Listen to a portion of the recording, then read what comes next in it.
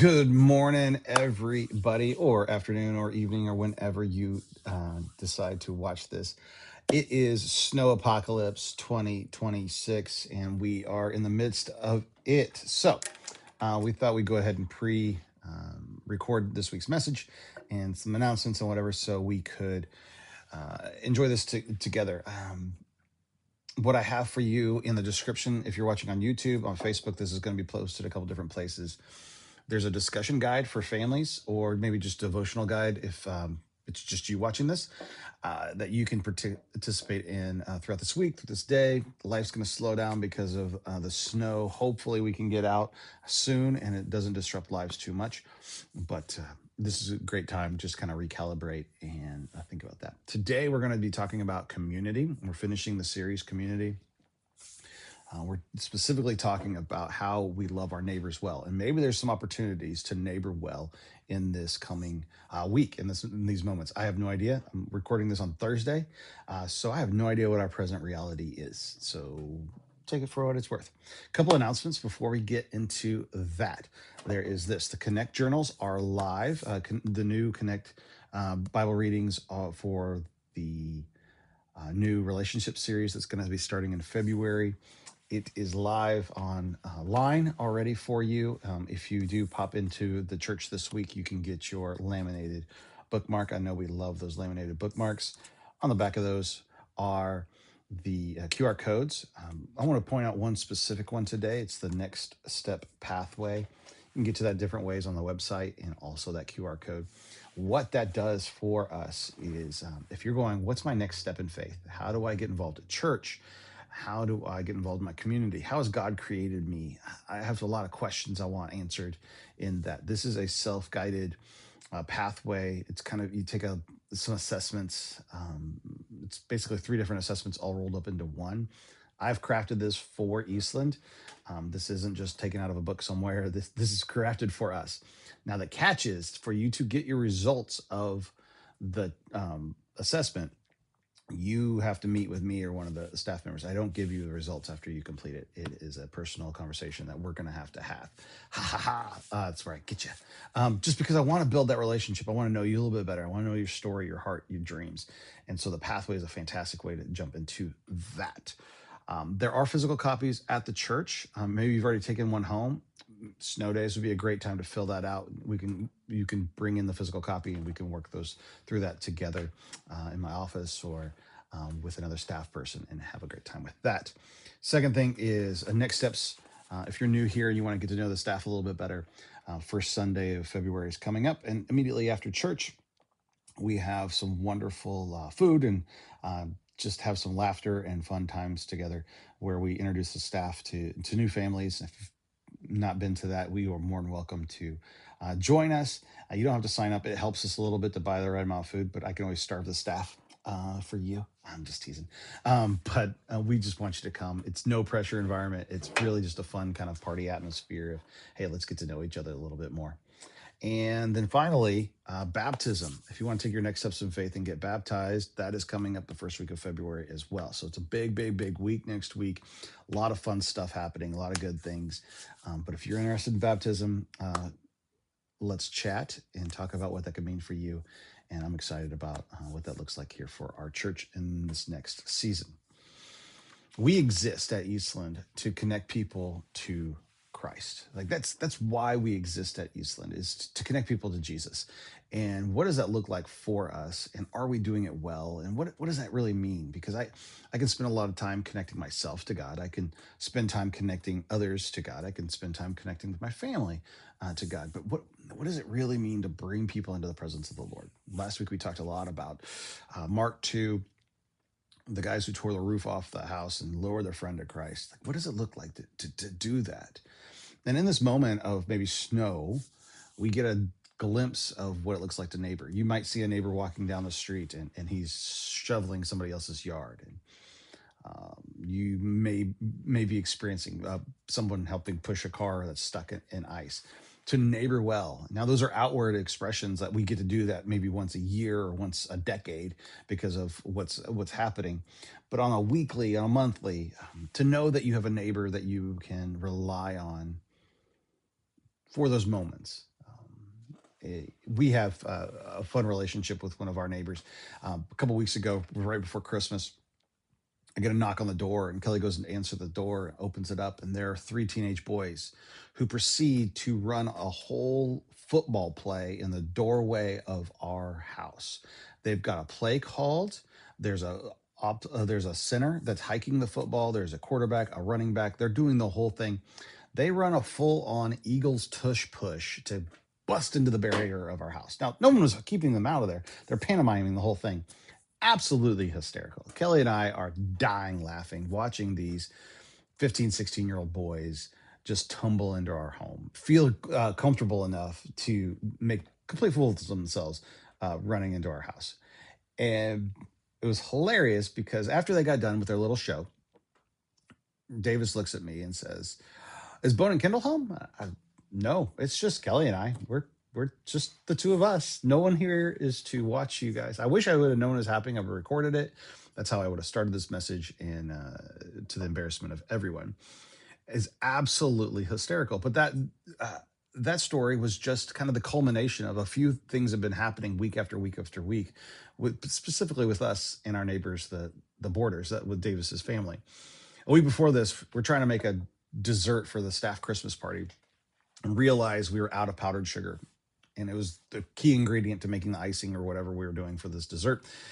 And so Kelly calls Sarah. Sarah, do you have any powdered sugar? Of course, Sarah texts back, have Bowen come on over. So Bowen runs over there, comes back with a baggie full of powdered sugar to save the day. Like we were on sugar terms with the Davises, and it was really funny. The week before this, though, Bowen comes and busts into the kitchen. Says Davis has an emergency. He has an emergency. What's needed? Did someone happen? Was he home alone and he cut himself? Like I don't know. My parent brain goes through the roof, just starting to cycle through all the things, the troubles a 15-year-old boy could get into. He's got an emergency. He's got an emergency. Okay, what does he need? I got it, Dad. I got it. He runs to this fridge. At this time, there's a knock on the door. Bowen opens the door, hands the item through the door, and Bowen and Davis bolts home. What was that all about? He ran out of Chick-fil-A sauce, Dad. He ran out of Chick-fil-A sauce. So the emergencies for 15-year-old boys are different than they are for me, apparently. But running out of Chick-fil-A sauce was an issue. Chick-fil-A sauce is not the point. The tush push is not the point. The powdered sugar is not the point. Actually having people that we feel comfortable enough around to say, hey, I need help with whatever. Now, these are silly little things of powdered sugar and Chick-fil-A sauce. But what happens when we're needed in a deeper way? I feel totally okay with saying, Sarah, I need help with the kids. And I know Sarah Davis needed picked up somewhere, would be calling us. That's a win. That's a super win because it's neighboring well. Now, those relationships don't happen all the time, and they're cultivated and they're built upon, and they go up and down. Sometimes we'll be really close to them, and sometimes we probably won't be a bit close to them. And that's okay as well. But what are we doing? How are we conducting our lives to it? Are we inviting people in that their teenage sons would be welcome enough to do to raid our fridge for Chick-fil-A sauce? And as I think about our church, and as I think about us building community in this season, like how are we doing that? As I think about Christians around the country, like are we known as people that are welcoming and caring, and that silly things like this could happen, or are we known as judgmental and off-putting and frustrating to anyone trying to have fun? Like what is our reputation in that, and what do we have to play? What role do we have to play? So today I want to dive in. I'm going to keep this pretty quick because I know watching on TV is different than being in person and all those things, but I want to hit some stuff. I really want you to go through that discussion guide with your family or by yourself. I think this will really kind of cement some of these ideas and start to percolate some ideas that you have or know what your next steps should be. Mark 12:30-31 says, love the Lord your God with all your heart, with all your soul, with all your mind, with all your strength. And the second is this, love your neighbor as yourself. There is no commandment greater than this. So the title of this message is what matters most. So what matters most is the question that's asked. Well, what commandments do I have to live by? And the answer is love the Lord your God with all your heart, soul, strength, and mind and strength. And the second is love your neighbor as yourself. What matters most to Jesus? It wasn't all kinds of different things. It was those. How do we do those well? And so we need to be asking ourselves a lot as we connect people to Jesus and as we are connected to Jesus, are we loving well in these moments? Are we loving God well? Are we loving ourselves well? Are we loving our neighbor well? So Jesus is in an environment in which neighbors matter. We are pretty self-sufficient with our neighbors. This week might be a little bit funny that we need something from our neighbors. If somebody's pipes freeze, if uh, can't get out of the driveway, whatever. I have a four-wheel drive vehicle. If my neighbors don't, and somebody needs to go to the pharmacy, I would be more than happy to go try to get to the pharmacy. Make the trek. Whatever that needs to look like, just because I need we need each other in these moments of emergency. Well, in Jesus' time, every moment is a moment of emergency. There is no refrigeration, right? There is still the common things that we just take for granted. Imagine if your cook fire went out, someone didn't tend it. You have a teenager in charge of prepping the cook fire for that night, and it goes out. What do you do? Like, it's a pain without matches, without a flamethrower, without any of the fun stuff that you can light a fire with today. Imagine just the simple thing of getting your kitchen fire lit if it goes out. Well, what's your response? It's to go next door and say, "Hey, can I bum a light? Can I stick a stick in your fire and get that and go relight my kitchen fire?" It's a big deal. Instead of working for a half an hour, however long it would be to get a fire started in that moment, you can just run to a neighbor. They're dependent on each other a lot more. And so this idea of neighboring is really cemented into the culture. And for us, we lose that a little bit. Yes, we have neighbors, but are they neighbors, or are they just people we live by? And I think as we look at the scripture, we are called to be the best neighbors we possibly can be. And I think it's the easiest way actually to share our faith and to show people our faith. And those two should be intertwined, um, just like inhaling and exhaling. And if we can do that, I think we can have an impact in our community like we've never seen before. John 13:34-35 says, "A new command I give you, love one another. As I have loved you, so you must love one another. By this, everyone will know that you are my disciples if you love one another." How do people know that we are Christians? It should be by how we love, not the pundits on TV, and not by maybe the road signs we have or the bumper sticker on the back of our car, but they know us by how we love people. Yeah, that's an indictment on me. If I think about that too much, I'm like, ooh, does anybody know? Does anybody, would anybody know that I love Jesus this much? By my actions? That's tough. So maybe we need some changes of thoughts. We need some changes in way, some just examination of our own, our inner thought processes, or how we conduct even our homes, how we teach people about others in these moments. And so I want to examine those a little bit, ask some questions, and see where we go from there. First thing we do is we change how we think about our neighbors from toleration to love. We don't just happen to live by them, we love them. We choose to love them. What does that change for us? I think it changes a lot. Like, there's people in your life that you have to tolerate, and you don't get to choose your neighbors. We moved here, and we were just hoping and praying that the people that lived to the left and to the right of us were okay. And we have a fantastic relationship to the people that live to the right to us. Fantastic. Rachel is awesome. Love, love, love them. They're her child and Lucy are about the same age. They love to play with each other. Good stuff all around. Love it. But then we have other neighbors where we don't really talk to them, and it's only like, "Hey, hi, I got a Merry Christmas." I was pretty excited about that.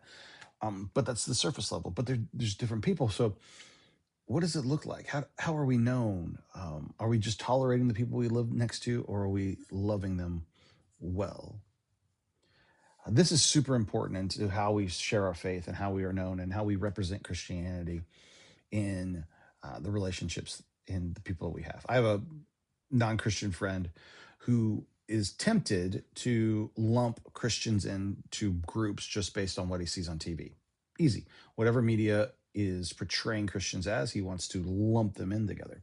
And so it's my role. I get the opportunity. My mission in that moment is to be the fly in the ointment, that he can't reconcile how Jared cares about people, or Jared cares about this situation, or whatever it may be. I'm the, that doesn't make total sense. Something has to, he's got to wrestle with how I act, because I'm trying to mirror Christ in what I'm doing. Do I fail? Absolutely. Not making myself the hero of the story in any way, shape, or form. But how do we mirror that? How do we cause those kinds of friction moments? Because we want people to wrestle with it, not like, oh, well, if Christians are like that, then I don't need to be one, or I don't want to be one. What if, when people interact with us, if Christians are like that, that's a different kind of life that I'm interested in. And this loving our neighbors well opens the door to those kinds of conversations and those moments. By this, everyone will know that you are my disciples if you love one another. There's a truth that I'm wrestling with as we deal with politics and media and news and all these different things. I look at it, you watch different videos, you see different shorts, or um, all kinds of different stuff. And I've come to figure out that it's far easier to tell you what I'm against than to show you what I'm for. It's far easier to show you what I'm against than to show you what I'm for. I find it easier to root against teams. It's very attractive to root against, kind of be the naysayer in that. Um, I don't know why, but it is. I was teasing Tim about UK football the other day, and he said, "Well, who's your team?" And like, well, if I don't have a team and I don't give him a team that I'm for, there's no, I offer nothing. There's nothing for him to push back on. It's safe for me, and that's just silly to be at, right? I think as Christians right now, it's far easier to tell us all the things that we're against than it is what we're for. Um, in the news and our politics, it's a lot easier to say what we're against than what we're for. But what we're for is something beautiful. We're for people. We're for God. We're for love. We're for care. We're for life, and not just life, but life everlasting. Like, we're not just pro life. We're pro life, life, and that is lost, I think, in some of the ways and the rhetoric and stuff we do. And how we diffuse that is, I'm not going to be able to manage what Fox News or CNN or MSNBC. I'm never going to be influential enough to be able to manage what they put out, but I can change the minds of my neighbors, because I can be the irreconcilable person. Yes, I feel this, and I think that those Christians are this, but my neighbor is a Christian and they don't act like that at all. And we get to be those people. There's a couple truths that we can that our neighbors have to reconcile, and a couple truths that we have to know that everyone is dealing with at the same time. And this helps us put us all on the same plane so that we can move forward on that. The first is this: life is hard. It's hard for everybody. It doesn't matter if you have $1 billion, if you have no dollars, if you have negative dollars. Life is hard. Now, money sometimes helps with a few of those issues, but relationships are still hard whether you have money or you don't have money. Kids are still kids. Parenting is still parenting. Marriage is still marriage. Watching your parents get older is still watching your parents get older. It all exists. Life is hard. And there's inconveniences, and there's frustrations, and there's stuff that breaks, and there's just issues that pop up all the time. And it's a shared experience that life is hard and we need to bind together. And when life is hard, it's when neighboring well is so easy. Is that when a tree falls, I can go help. When a dog gets out, I could chase it. When a sidewalk needs plowed, it can get done. When you go on vacation, I can mow your front yard. I'm probably not going to mow your backyard, but I'll keep the HOA off your back. Life is hard. The second truth is people are messy. People are messy. Now, that might be physically messy or just emotionally messy, or you get the beautiful double whammy of both of them. But people are messy, no matter if you live by the cleavers, or if you live by somebody, the Family Guy people, whatever you're in there, it is messy. Life is messy. Life has tensions. Life has stuff. Things happen. You run out of powdered sugar, eggs fall on the ground, kids make messes, and they need help. They need people to care, to say, hey, we don't know each other that well, but I'm stepping into your life. We do share grass. And how do we start that relationship? How do we move forward in these moments? Because it's so important to how we live our lives. There's some question things I've been wrestling with. I have neighbors to the back of us. I've mentioned this in other messages, but I have neighbors to the back of us, and they are moving out. They just moved out last week, and I didn't know their names. And they're like 4 or 5 years younger than Kelly and I. Absolutely unacceptable that I never even met them. Never even met them. I think I waved a couple times. Um, Made them smell my smoked meats wafting to their house, but I never got to know them. And I failed as a neighbor in this. I lived here 18 months. I should have known my neighbor's name. And so new people are moving in, and I'm making it. I've been praying for them. As soon as I saw that for sale sign go up in their house, I'm like, Lord, I pray that someone that we can connect with. And I don't know. I don't know if I'm going to become best friends with these people or not, but I'm making a moment of prayer already before they even move in, that they're prayed for. That whatever family situations brought them to Lexington or moved them into this house, they are being prayed for. When I look out our back porch and I see that house, I'm praying for that house already, because I don't want to waste another 18 months where I miss the boat on that family. So there's a new chance, a new family. And Lord, let's see what happens with that story. Maybe for you, it's that moment of, yeah, I need to pray for my neighbors. I need to look around the houses and just pray for them. Not pray at them. We've talked about that a lot, but pray for them. Pray for their marriages. Pray for their children. Their kids drive too fast down the street. Got it. Pray for the kid while you're kind of praying at them, but pray for the child, for safety, for who they're becoming, the challenges they face as teenagers. It changes the way in which we see people. It changes the way in which we interact with them. All right, so I want you to make a grid, if you would. If you write on your piece of paper, make a 9 square, like a tic-tac-toe board. My beautiful drawing. Make that of your houses. Put your house in the middle, and houses, and then go around and see if you can name the names of the people who live around you. Now, maybe everybody's neighborhood's a little different. Maybe you can't fill out this kind of 9 square, but fill out the 9 square. Their names. What's their names? What's their history? What's their story? Do you know anything about them? They moved here in 82 and they served in the military and blah, blah, blah. Whatever. Okay, great. Wonderful. Now, if you're an introvert, this is really tough. I get it. I don't want to know anybody's names. No, we're called to love. If you don't know their name and you don't know their story, it's really hard to love them. So come on now. All right. And what are their hopes? And what are their hurts? Write those down. What are their names? What's their history? What's their hopes? And what's their hurts? And if you fill that out in there, so this is for us in our last place, or I would just do it. This is Rachel's house. She just changed jobs. Her son is her hope, and I'm not going to share her hurt, but I actually do know this one. So I filled it out, and I would show you, but you couldn't read my handwriting anyway.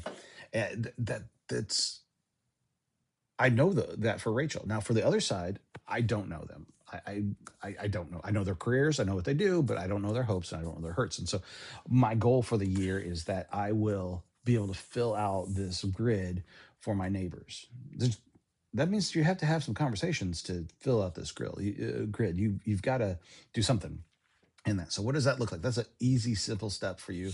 And we should know that we live in proximity to these people. Your property value is tied to them. Your biggest investment in life is tied to these people. So maybe get to know them a little bit, right? That's what I've got for you today in a challenge. And I close today, I want to ask you 2 questions. Who do you love more today than you did a year ago? Who do you love more today than you did a year ago? Who's come into your life and shaken things up a little bit that you love today more than you did a year ago? I hope that you can answer that question. And if there is nobody that you think, oh, they came into my life and I love them more now than I did a year ago, what are the steps we need to take so that we are introducing ourselves to new people to love? There's people in this church. We're not that big of a church, but we don't know. Maybe we've gone to church with them for 20 years and we still don't actually know who they are. Easy steps. Hey, who are you? How are you? What's going on? I see you doing this. Blah, blah, blah. You've got lovely children. Oh, those kids are, I can't, yeah, I miss my kid. I have kids of my own. Whatever that looks like, that conversation. Who do you love more today than you did a year ago? My second question for you is, how does your life show that you're growing in the love of God and people? Do you have growth in this moment? Is this an area in which you're growing, or is it where you're receding? Do people know more about you for what you are for or because of what you're against? And I hope and I pray that people can know what you are for, not necessarily what you are against. That you baffle people in that. But I think this is so powerful in that your neighbors know that you are for them, not against them. No matter if you disagree with their lifestyle choices, because yes, you can be right and they can be wrong, but I'm still for you because ultimately, no matter if you are as far away from God as possible, if that's the drug dealer house that's got all the raves and all this stuff, yeah, I can be frustrated with what they're doing, but I am for them because I believe in a God who can redeem and restore and reclaim lives, and not only in this present reality, but reclaim and redeem and restore forever. And so, yes, I can say that is wrong. That is not the behavior that we want, whatever, but I can still be for you. And that needs to be recaptured. And it's at the heart of how we love well in these moments, that I can be frustrated with my own children. I can be frustrated with my wife. I can be frustrated with my family, but I can not agree with how they're spending time, talents, and resources. But I'm always still for them because I love them. I want the best for them, even through the present circumstances in which they're going with. That might be crazy, it might be weird, might be toxic, might be stuff. And how to love them well in those moments might be I actually have to be removed from them for a little bit, or I need to draw close to them for a little bit, or I need to whatever that may be. I maybe need to turn them into the police for right now. I don't know what that is for you. But these moments and these times when we look in people's lives and we want them to know that we're for them because Jesus is for them. He died on the cross for them. He would stop at nothing to have a relationship with them. He didn't ask him to be clean. He didn't ask Zacchaeus to to fix everything before he came to him. He didn't ask the sick man to be well before Jesus would talk to him. And I think sometimes we get that misplaced. He loved well. And we get to do that. And that's how people will know whose disciple we are, is by how we love each other. And so, got the discussion guide going to drop in the description if you're on YouTube, Facebook. I think it's just going to be attached to the bottom. Would love it if you would go through that, jump into the next steps pathway this week, especially if you're stuck and you can't even go to work. I mean, hey, it's a good time to do that. All right, let me pray for you as we close today. God, thank you so much for whoever is listening to this, whoever's watching this on a snowy day. Lord, I ask you to guide us and direct us and be with us as we try to be the best neighbors we possibly can be. We be the best followers of you that we possibly can be. God, that you would convict us where we need to be convicted. Lord, that we need to kind of be maybe encouraged in some ways to love better and look for opportunities to love, not just so much loving inside our own homes, but loving in the neighbors around us. Lord, I ask for that motivation. I ask for that boldness. I ask for that courage for the people who have listened to this and watched this. I ask for that boldness and that courage for myself as I try to love my neighbors well in this new time.